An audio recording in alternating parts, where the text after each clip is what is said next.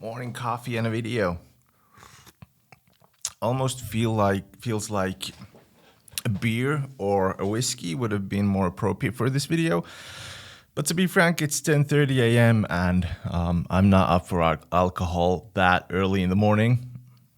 But I'll get to that later, probably. Now, it's Men's Mental Health Month, and I'm not going to give you any statistics, not anything unrelated to mental health problems and suicide statistics or anything like that. I'm just here to ask you, how are you, and tell you I'm glad to see you're here.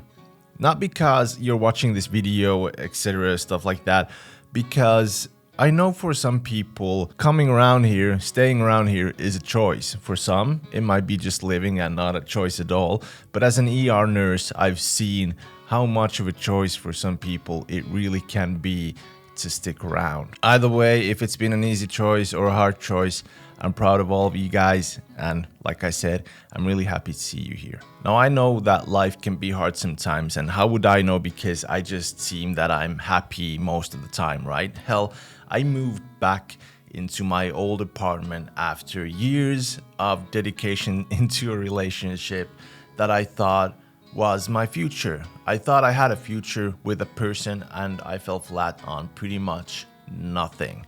I got a roof on top of my head. I'm happy because of that, of course. I'm happy of the things that I got, but I don't have a relationship anymore, and it made me feel like I don't have a future anymore. Then work got hard. My mom was diagnosed with breast cancer, and on top of that, with all the feelings that I had that came with those things, I was fighting with social anxiety, self-worth, and probably even mild depression. Now, how do those things come up? Like figuring out my self-worth. Well, a few weeks back, a friend put a message onto a group chat asking what we're gonna do on midsummer, because midsummer is a thing in Finland. We get days off from work, etc. And people were thinking that they should go to a cabin and have some fun. And I put a message there that I'd like to come if I'm invited. And I don't see these things as self-explanatory things when you put a message into a group chat. So one friend kinda got upset because I asked, because it is self-explanatory, and told me that I don't have to do that ever again. And I felt like he kind of got mad, and it made me want to spend time on midsummer even less with them.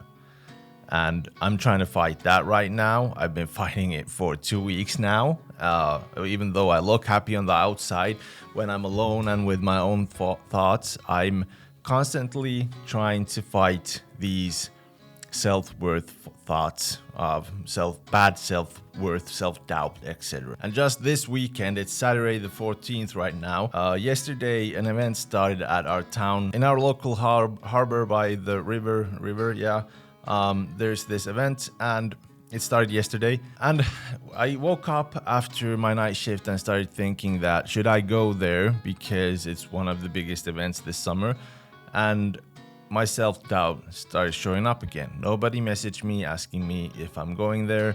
Nobody asked me if I was there. Nobody asked me if I had a ticket. Actually, one friend asked if I have a ticket, and he asked because he kind of knew I wasn't going on Friday. He hadn't seen me message anything.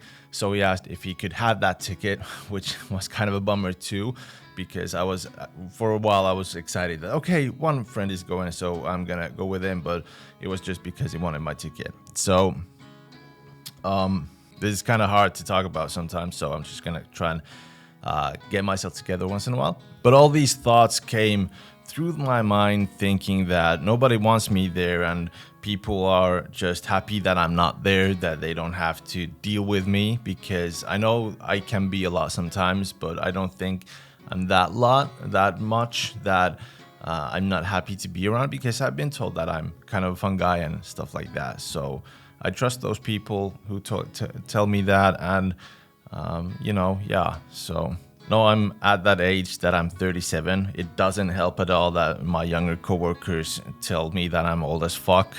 And of course, my friends are getting families. I feel like I'm missing out on things, and it doesn't help that some of my greatest content creator friends. They're doing videos about taking photo shoots with rock stars, etc. And I just feel constantly being left out on these things because I'm not asked to go along. But I know before any of my friends who are looking at this video and they're gonna start typing that it's not because of you, etc. I know it's not because of me, and it's not because I've done something. Probably sometimes it makes me feel like I've done something, but I know it's not. It's all in my head. It's all those things in my head because I have mental health problems. That's just a fact. It's something that I know because I'm a nurse. Sometimes it's hard to see if you have something yourself, but sometimes it's just easy to recognize them because you have experience on the fact in healthcare. And so I see that there are mental health problems. I see that it's all in my head, and it has nothing to do with the people around me. So today is Saturday. I've dressed up. I've gotten myself together. I've just said to those thoughts that no, that's not true. I know there's gonna be people there that are probably happy to see me in my free time, when I have free time, because I do a lot of work right now. So I'm gonna go today at 2 p.m. I'm just gonna go there. I'm gonna get myself together and go.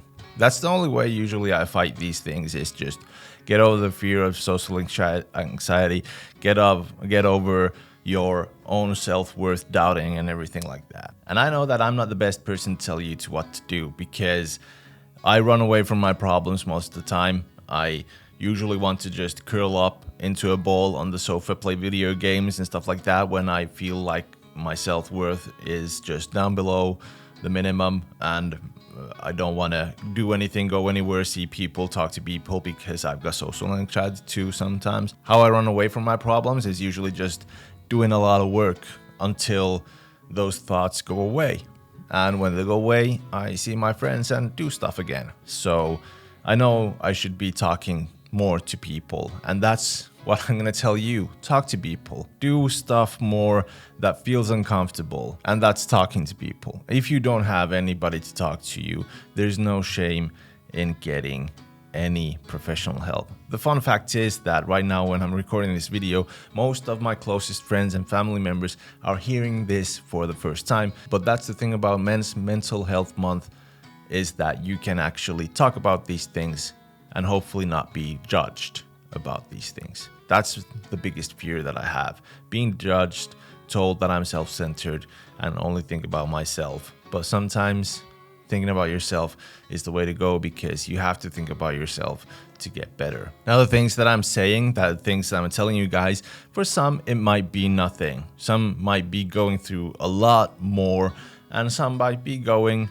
nothing at all, but still life feels overwhelming. But it's not a pissing race in any case.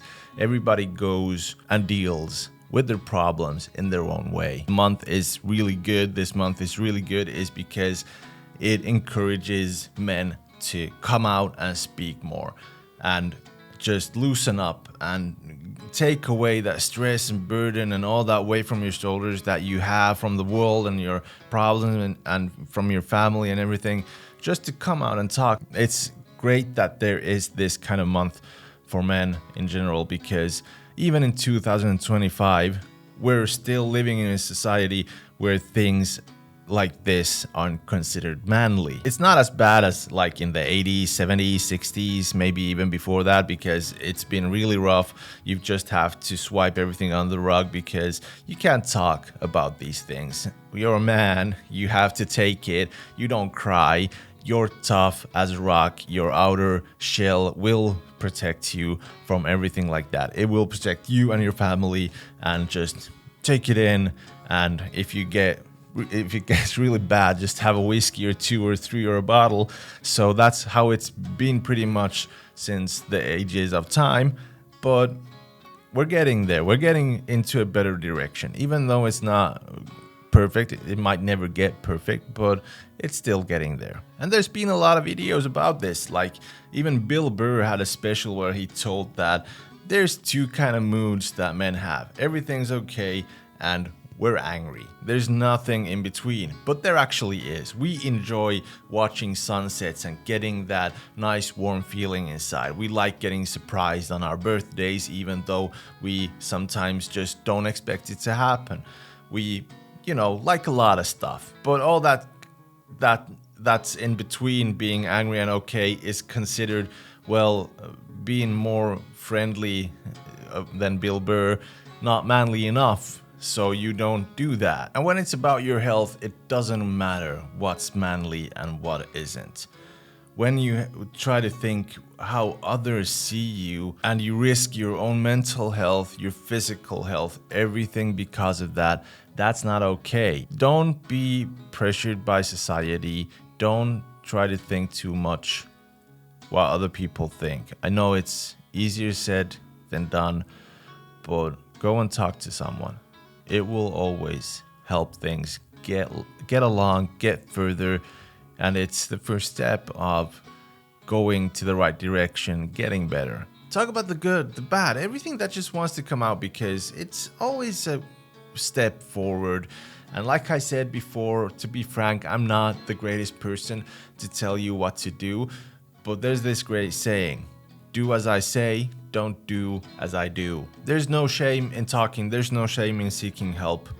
And that said, just find a way, because I'm really proud of you guys for sticking around. I'm really proud of you that you're still here and you've gone through a lot, and it only usually gets better when you try to seek help. So I'll be seeing you in the next one.